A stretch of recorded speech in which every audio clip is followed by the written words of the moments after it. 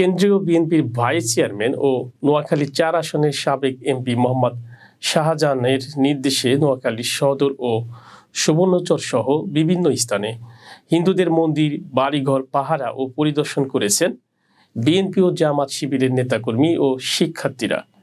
স্বস্তিতে রয়েছে হিন্দু পরিবারগুলো, আতঙ্ক নেই তাদের মাঝে।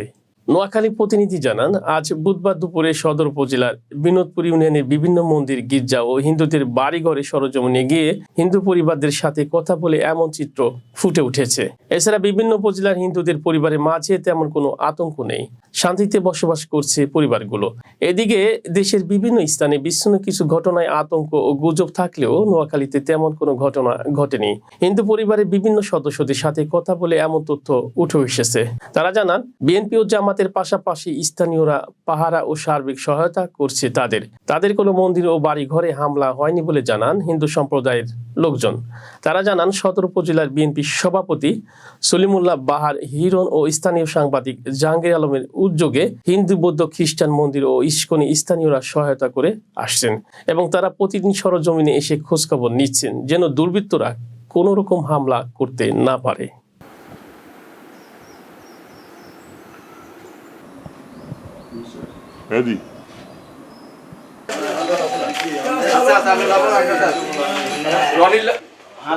কে কইছে? মানে কে কইছে?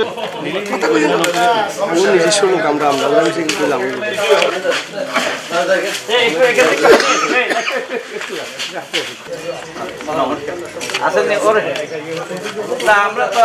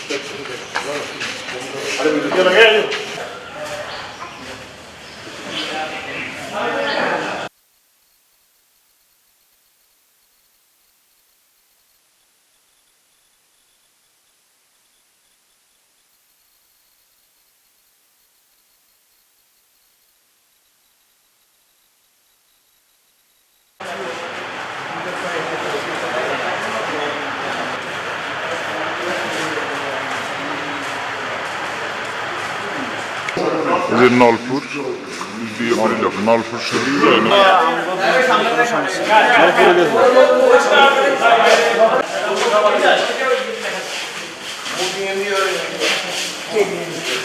আমি সবাইকে বলি এবং এটা স্মরণ করে দিই।